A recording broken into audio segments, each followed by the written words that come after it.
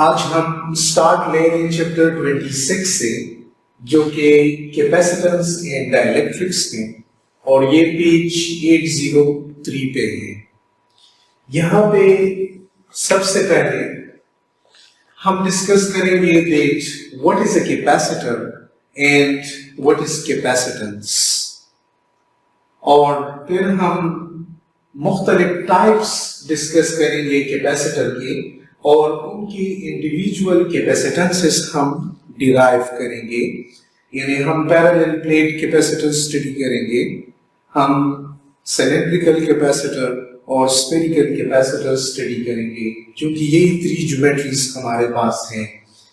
फिर हम यानी अगर हमारे पास बहुत सारे कैपेसिटर्स हों और हमें एक कैपेसिटेंस चाहिए जो उसमें से किसी में भी नहीं है, तो फिर उनको कंबाइन करके हम किस तरह अपनी डिजायर्ड कैपेसिटेंस जो है ना वो हासिल कर सकते हैं।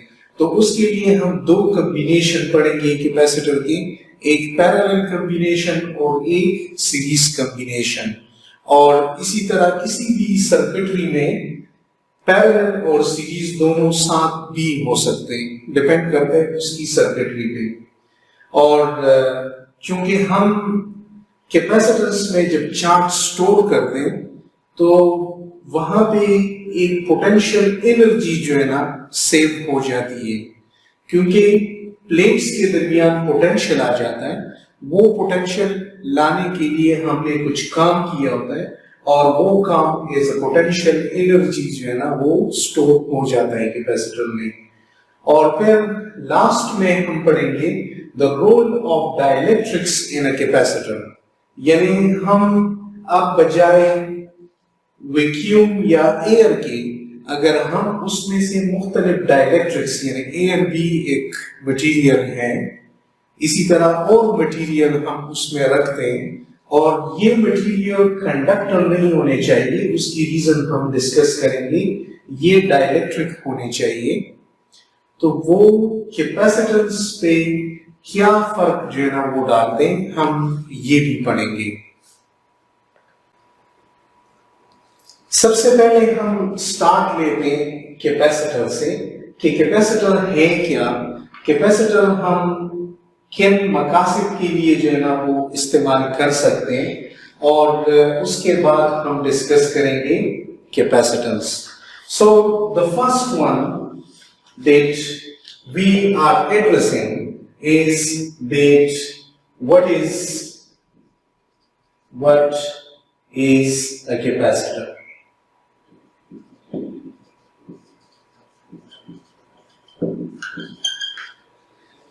कैपेसिटर क्या है? अब कैपेसिटर एक डिवाइस है जो कि चार्ज स्टोर करता है। Capacitor is a device which stores charge. अब चार्ज ये स्टोर करते हैं तो इन्फिनिट टाइम के लिए स्टोर करता है? नहीं, इसका चार्ज वक्त के साथ कम होता जो है ना कम होना शुरू हो जाता है। ये यानी इन्फिनिट टाइम के लिए नहीं करता, लेकिन कंपेयर टू बैटरी ये फिर भी जो है ना वो चार्ज को ज्यादा देर के लिए स्टोर कर सकता है।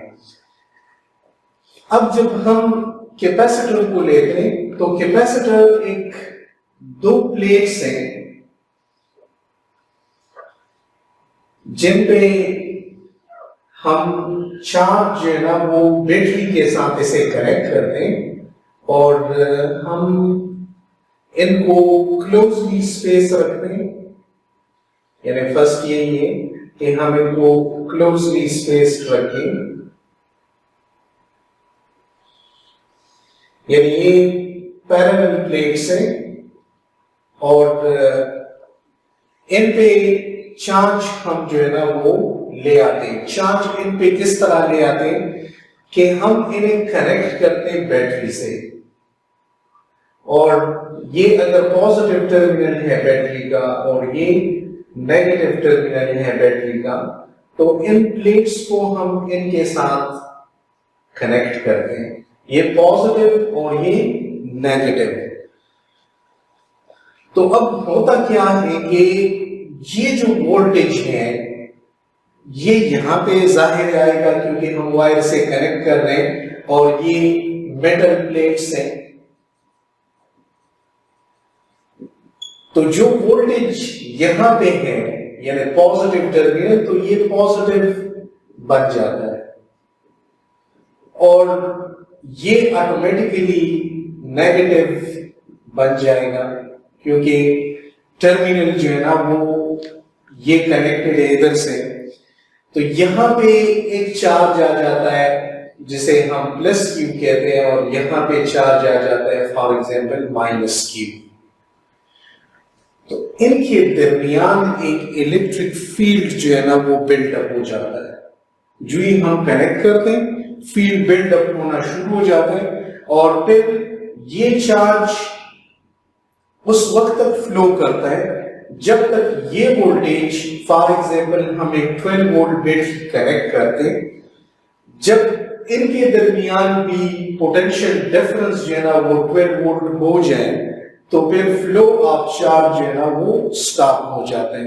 यानी ये बिल्कुल इसी तरह है कि हमने बैटरी के टर्मिनल्स जो है ना वो यहां तक लेके आए। ओके, अब रियलिटी में क्या होता है? रियलिटी में एक हमारा कन्वेंशन है और एक रियलिटी है। कन्वेंशन में तो यही है कि पॉजिटिव जो है ना वो फ्लो करता है और यहाँ पे आ जाता है और नेगेटिव जो है ना वो ऑटोमेटिकली इस पे आ जाता है। लेकिन रियलिटी ये है कि जो मूवमेंट है वो तो इलेक्ट्रॉन की है। इलेक्ट्रॉन जो है ना वो मूव करता है। तो होता क्या है कि यहां पे ये जो नेगेटिव टर्मिनल है यहां से इलेक्ट्रॉन जो है ना वो मूव करते हैं और इस टर्मिनल पे आ जाते हैं, इस प्लेट पे आ जाते हैं। और यहां पे क्या होता है, यहां से इलेक्ट्रॉन इस डायरेक्शन में मूव करते हैं। यानी इलेक्ट्रॉन यहां पे नेगेटिव टर्मिनल से तो यूं आ गए। अब बैलेंस रखने के लिए यहां से जो है ना वो इलेक्ट्रॉन ने इस डायरेक्शन में मूव करना है ताकि यहां पे इक्वल जो है ना वो चार्ज आ जाए लेकिन अपोजिट आ जाए।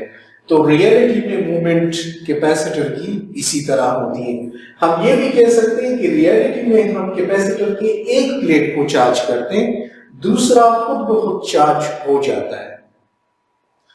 तो ये हमने ध्यान में रखना है। अब यहां पे चार्ज जो है ना वो स्टोर हो जाता है इस कैपेसिटर में और 12 वोल्ट यहां पे जो पोटेंशियल डिफरेंस है बैटरी का वो यहां पर भी आ जाता है। तो अब अगर ये भी बैटरी के टर्मिनल्स की तरह बिहेव कर रहे हैं तो फिर बैटरी और कैपेसिटर में फर्क क्या है? बैटरी यानी अगर मैं बैटरी के टर्मिनल जरा प्लेट से बना दूं तो फिर ये और ये तो एक ही चीज है। तो इन दोनों में जो है ना वो फर्क क्या है? हम फिर कैपेसिटर जो है ना वो क्यों यूज करते हैं? इनमें जो बेसिक डिफरेंस है वो ये है कि कैपेसिटर जो है ना ये बैटरी के मुकाबले में जब आप कनेक्ट करते हैं तो कैपेसिटर बहुत जल्दी जो है ना वो डिस्चार्ज हो जाता है।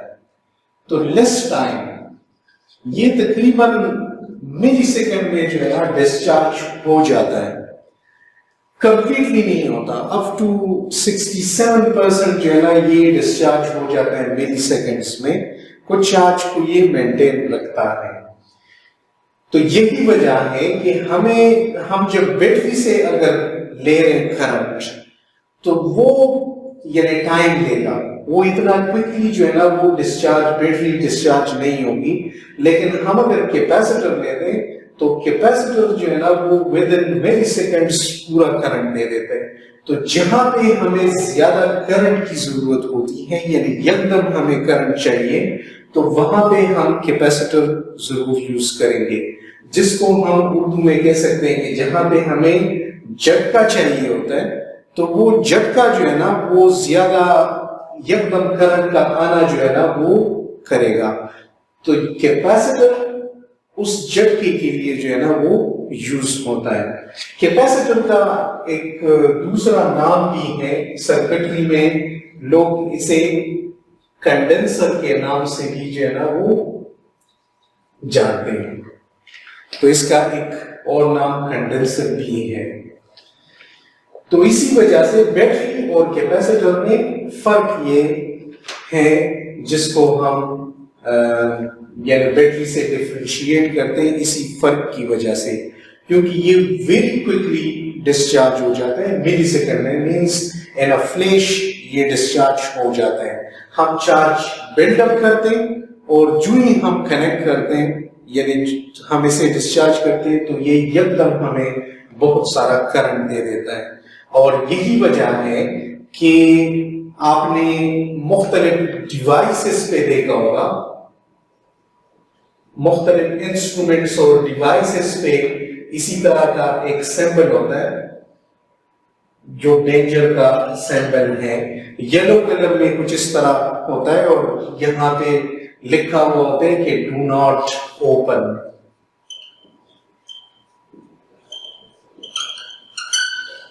वहां पे डू नॉट ओपन का जो है ना वो इंस्ट्रक्शंस लिखी होती है। अब क्या वजह है, यानी फॉर एग्जांपल मैंने डिवाइस को अनप्लग किया तो फिर तो कोई खतरा नहीं है, लेकिन इवन अगर आप अनप्लग्ड भी है तो फिर भी आप इसको ओपन ना करें। उसकी वजह ये होती है कि उसमें बड़े कैपेसिटर्स होते हैं और वो कैपेसिटर चार्ज होते हैं, यानी जाहिर एक डिवाइस यूज हो चुका होता है तो कैपेसिटर्स के चार्ज की वजह से आपको झटका लग सकता है और ये झटका कभी कभार फैटल भी होता है, यानी ये आपको मार भी सकता है। ये इतना खतरनाक झटका होता है। और ये जो हैजर्डस का लेवल यहाँ पे लगा होता है कि ये हैजर्डस है, इसे आप ओपन ना करें, तो वो कैपेसिटर की वजह से होता है, क्योंकि बाकी तो डिवाइस अनप्लग्ड है लेकिन कैपेसिटर जो है ना वो झटका दे सकता है। अब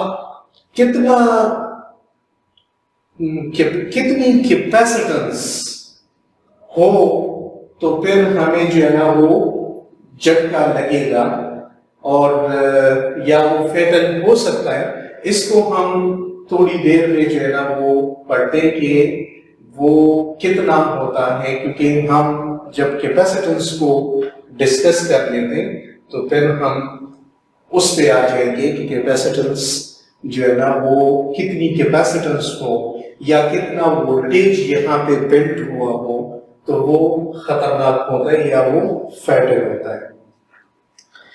तो हम यानी उन्हें हम आसानी से कह सकते हैं कि ये डिडली कैपेसिटर्स हैं, ये आपको मार भी सकते हैं।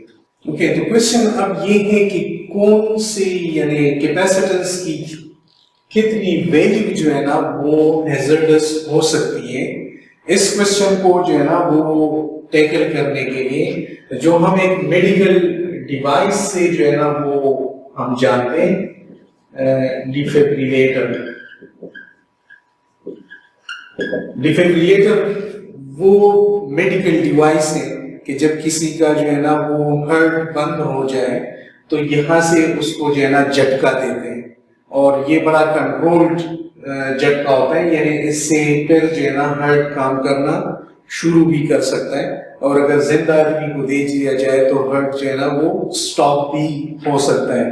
तो जो डिफिब्रिलेटर जो है ना उसमें यानी एक तो वोल्टेज है, जितनी जो है ना वो वोल्टेज ज्यादा हो तो फिर कैपेसिटेंस की जो वैल्यू है वो उतनी कम होती है और वो फैटल होता है, यानी कैपेसिटेंस की वैल्यू ज्यादा भी हो और वोल्टेज कम हो तो वो फैटल नहीं होता।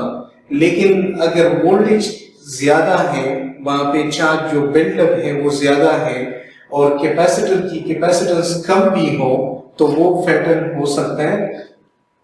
यानी जो डिफिब्रिलेटर है उसमें अगर 32 से लेके 500 माइक्रोफैरड तक कैपेसिटेंस होती है और जो वोल्टेज है वो 800 to 6000 वोल्ट्स होती हैं। तो ये फैटल कंडीशंस हैं कि कैपेसिटर जो है ना इससे डेडली हो सकता है। इसी तरह हम कैपेसिटर्स को यानी जो बड़े कैपेसिटर्स हैं या जो डेडली कैपेसिटर्स हैं वो यूज होते हैं एसी मोटर्स में, और ये माइक्रोवेव ओवन जो घरों में होता है उसमें भी जो है ना बड़े कैपेसिटर्स यूज होते हैं, माइक्रोवेव ओवन। और इसी तरह बहुत सारे और डिवाइसेस भी हैं जिसमें हम यानी कैपेसिटर्स वो यूज करते हैं। अब अगर कैपेसिटर को हम देखें तो यहाँ पे जो नेट चार्ज है, net charge on a capacitor वो 0 होता है, क्योंकि जितना पॉजिटिव चार्ज है उतना नेगेटिव चार्ज भी है। तो उसी वजह से जो नेट चार्ज होता है कैपेसिटर पे वो 0 होता है। तो इसका एक और जो यूज है कैपेसिटर का वो है कि हम कैपेसिटर को यूज करते हैं as a to tune a frequency, यानी जो हमारे रेडियो रिसीवर्स होते हैं उसमें हम फ्रीक्वेंसी को ट्यून करते हैं, तो उसकी ट्यूनिंग के लिए हम कैपेसिटर को ही यूज करते हैं। और इसका जो सबसे बड़ा यूज है वो पावर सप्लाईज में एज अ फिल्टर यूज होता है। और ये कैपेसिटर का एक यानी among the very benefits of the capacitor, इसको हम पावर सप्लाईज में एज अ फिल्टर भी यूज करते हैं। यानी मैं आपको इसकी एक एग्जांपल दे दूं कि हम फॉर एग्जांपल ये एक एसी सिग्नल है और इस एसी सिग्नल को जो है ना वो हम कन्वर्ट करना चाह रहे हैं डीसी सिग्नल में, तो हम एक डायोड जो है ना वो यूज करते हैं। अब ये डायोड क्या करेगा, ये डायोड इसके पॉजिटिव सिग्नल को एलव करेगा और नेगेटिव सिग्नल के लिए ये रिवर्स बायस्ड हो जाता है, क्योंकि इसका नेगेटिव ये है। तो हमें यहाँ पे जो है ना सिर्फ ये साइकिल मिल जाता है।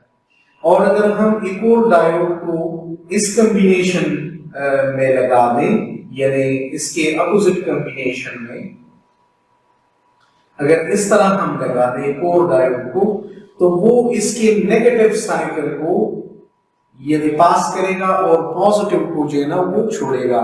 इसको हम हाफ वेव रेक्टिफायर कहते हैं, और इसको जो दो अगर डायोड्स लगे हो तो उसको हम फुल वेव रेक्टिफायर कहते हैं। तो यहाँ पे ये जो दूसरा सिग्नल है ये इसी तरह ओवरलैप हो जाएगा, यानी जो नेगेटिव है वो यहाँ पॉजिटिव हो जाएगा। अब यहाँ पे देखिए कि एसी को हम कन्वर्ट कर रहे हैं डीसी में, ये एसी है और ये डीसी है। तो यहाँ पे यानी वोल्टेज में एक फ्लक्चुएशन है, और ये फ्लक्चुएशन जो है ना वो हम किस तरह कम कर सकते हैं, अगर हम एक कैपेसिटर को इंट्रोड्यूस कर दें, तो जब ये सिग्नल कैपेसिटर से पास होता है तो ये सिग्नल इस तरह हो जाता है, यानी तकरीबन इस तरह। उसमें ये जो डिप है ये कम हो जाता है। तो ये हमने एक फिल्टर सा लगाया जो सिग्नल को जो है ना वो स्मूथ कर रहे हैं। अब अगर हम कैपेसिटर्स की एक कॉम्बिनेशन बना दें, बहुत सारे कैपेसिटर एक खास सीक्वेंस में रखें, तो ये जो सिग्नल है ये बिल्कुल इसी तरह हो जाता है, यानी इसमें रिपल्स जो है ना वो बहुत कम हो जाती है। तो एसी को डीसी में कन्वर्ट करने के लिए कैपेसिटर एज अ फिल्टर जो है ना वो यूज हो जाता है, और ये पावर सप्लाईज में ये मैकेनिज्म जो है ना वो होता है। कैपेसिटर की यूज उधर वही है।